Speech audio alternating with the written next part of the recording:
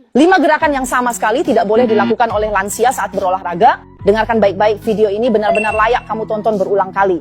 Pertama, kamu lihat banyak orang badannya kekar. Mulai olahraga bilang mau latihan kaki. Wah begini, kiri 20 putaran, kanan 20 putaran. Itu bukan olahraga, itu merusak lututmu dengan cara yang salah. Kita harus tahu fungsi lutut kita. Lutut hanya bisa ditekuk dan diluruskan, tidak bisa berputar. Kalau kamu memutarnya, bagian dalam lutut yang seharusnya tidak aus jadi ikut aus. Makanya kamu merasa tidak nyaman. Itulah penyebabnya. Jadi gerakan ini jangan dilakukan lagi.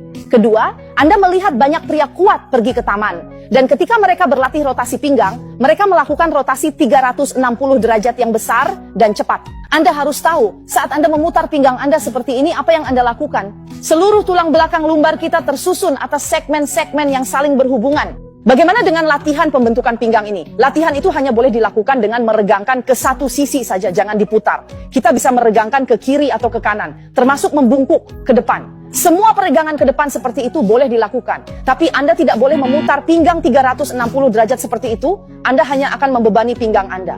Jadi setelah tahu ini, jangan lakukan gerakan itu lagi. Yang ketiga juga sering kita temui, yaitu leher kita. Aduh, begitu merasa di sini tidak nyaman, langsung diputar-putar, bunyi krek-krek, diputar dengan cepat pula. Ada juga yang memutar leher dengan sangat kuat, sampai bunyi krek-krek keras. Perlu kamu tahu, saat kamu memutar leher, apakah kamu bisa mendengar suara seperti gesekan di dalamnya? Kalau ada, itu adalah suara gesekan antar ruas tulang lehermu.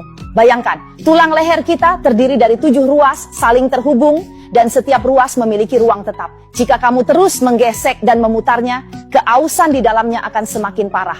Pikirkan, apakah lehermu masih bisa sehat?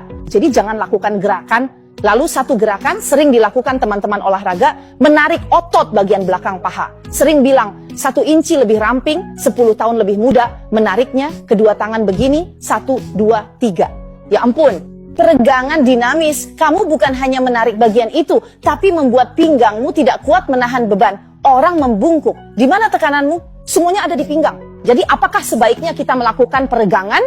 Memperhatikan metode peregangan. Bagaimana peregangan dilakukan? Ayo berdirilah dengan kaki seperti ini, lalu perlahan-lahan gunakan tanganmu untuk merenggangkan tubuh di sepanjang kakimu. Berhentilah pada sudut ini dan rasakan peregangan di punggung. Apa namanya? Peregangan statis. Anda bertahan pada sudut ini selama 20 detik, 30 detik, atau 1 menit, lalu perlahan berdiri lagi.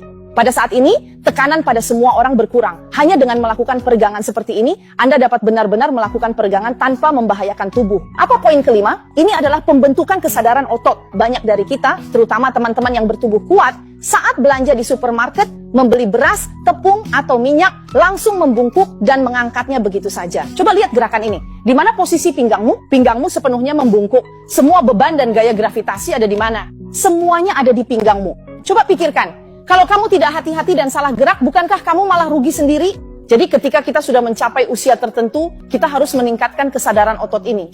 Jika kita ingin mengangkat benda berat, apa yang harus kita lakukan terlebih dahulu dengan tubuh kita? Gunakan otot kita untuk melindungi tubuh, yaitu saat kita membungkuk ke bawah, kamu tidak boleh membungkukkan pinggang, luruskan punggung dan pinggang, tekuk lutut, maksimalkan lebar tubuh. Lalu di mana kamu meletakkan semua beban, termasuk berat benda ini? Letakkan beban itu pada pinggul dan paha, baru kekuatannya cukup. Dan dengan meluruskan pinggang seperti ini, pinggangmu tidak akan cedera, tidak akan terluka. Coba lihat, saat kamu mengangkatnya, siapa yang bekerja? Pinggul dan paha kamu yang bekerja. Jadi, saat kita mengangkat benda berat, kita harus benar-benar memperhatikan untuk melindungi pinggang. Dan biarkan pinggul serta paha yang mengeluarkan tenaga. 5 hal ini harus benar-benar kamu perhatikan. Bagi teman-teman bertubuh besar seperti kita, ini sangat berguna. Tentu saja, semua ini kesimpulan saya selama 28 tahun di bidang ini, dan saya harap bisa membantu kalian semua.